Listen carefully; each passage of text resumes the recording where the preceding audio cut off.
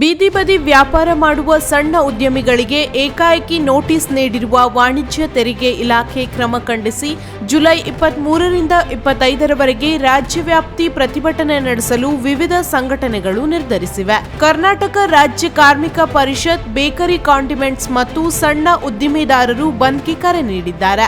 July 23-24ರಂದು ಹಾಲು, bakery ಉತ್ಪನ್ನ, ಬೀಡಿ, cigarette ಮಾರಾಟ ಬಂದ್ ಆಗಲಿದ್ದು, ಉಳಿದಂತೆ ಕಾರ್ಮಿಕರು ಕೈಗೆ ಕಪ್ಪು ಪಟ್ಟಿ ಧರಿಸಿ ಇತರೆ ವಸ್ತುಗಳನ್ನು ಮಾರಾಟ ಮಾಡಲಿದ್ದಾರೆ. ಇನ್ನು ಜುಲೈ 25ರಂದು ಬೇಕರಿ ಕಾಂಡಿಮೆಂಟ್ ಸೇರಿದಂತೆ ಎಲ್ಲಾ ಸಣ್ಣ ಪುಟ್ಟ ಅಂಗಡಿಗಳು ಬಂದ್ ಆಗಲಿದ್ದು, ಬೆಂಗಳೂರಿನ ಫ್ರೀಡಂ ಪಾರ್ಕ್ನಲ್ಲಿ ಬೃಹತ್ ಪ್ರತಿಭಟನೆ ನಡೆಸುವುದಾಗಿ ಕಾರ್ಮಿಕ ಪರಿಷತ್ ಎಚ್ಚರಿಸಿದೆ. ಅಲ್ಲದೆ ಎಲ್ಲರೂ ಸಹ ತಮ್ಮ ವ್ಯಾಪಾರ ವಹಿವಾಟನ್ನು ಸ್ವಯಂ ಪ್ರೇರಿತವಾಗಿ ಸಂಪೂರ್ಣ ಬಂದ್ ಮಾಡಿ ರಾಜ್ಯಾದ್ಯಂತ ಹೆಚ್ಚಿನ ಸಂಖ್ಯೆಯಲ್ಲಿ ಪ್ರತಿಭಟನೆಯಲ್ಲಿ ಭಾಗವಹಿಸಬೇಕು ಎಂದು ಸಂಘಟನೆಗಳು ಮನವಿ ಮಾಡಿವೆ.